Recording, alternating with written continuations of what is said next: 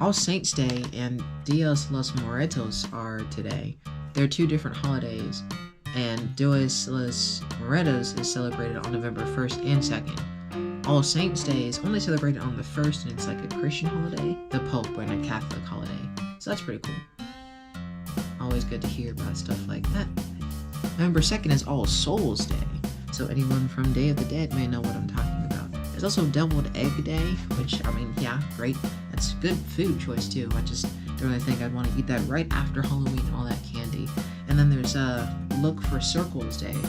So look for circles. Just play I Spy and see if you can find circles in your day-to-day life. That's a pretty fun random hobby to do. It's also Men Make Dinner Day. That's the first Thursday of the month.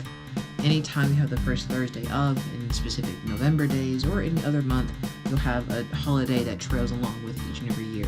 So it could have been like the 4th, but it was a Thursday. This time it's the 2nd and it's a Thursday. So Men Make Dinner Day. It's also Plan Your Epitaph Day, so I'm gonna look that one up. So it's a kind of morbid holiday. Okay. I think it means like plan how you're going to go out. I'll just leave it at that, because that sounds a little dark for my liking. It's also Cliche Day, and isn't it a little cliche that I'm not wanting to talk about scary stuff after Halloween? It's also Housewives Day, which, I mean, for the 3rd of November, that's a little too soon, even though we're at the very end of the year. And it's also Sandwich Day. Like, you know, any sort of bread, maple, whatever else you want to call it. Bologna and stuff in between two flat pieces of white or really whole grain. It should be whole grain bread. November 4th is Book Lovers Day. I mean, of course it is. It's the 4th Saturday of the month, after all. And you have Arthur's Day as well. So, I mean, it's not the 4th, that's the 2nd. 2nd is Arthur's Day, and the 4th is Book Lovers Day.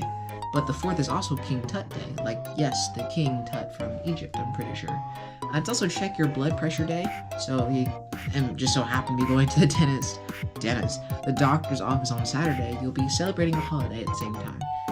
For the first Saturday in November and the first Saturday after Halloween, we have National Bison Day and Pumpkin Destruction Day. Two separate holidays, obviously, because bison don't really do anything with like the destruction of pumpkins, I don't think. It's also Use Your Common Sense Day.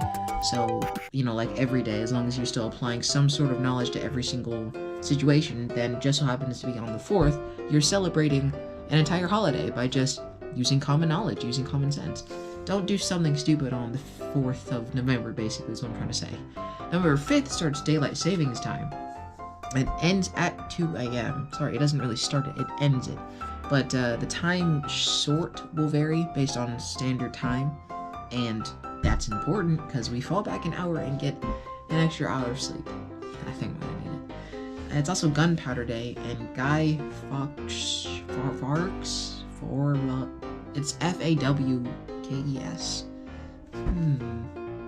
I'm not gonna ponder that name any longer, but it's also Gunpowder Day, so that's fun. Yeah, you know what gunpowder is. I know what gunpowder is. T untug makes it go all boom, and etc. etc.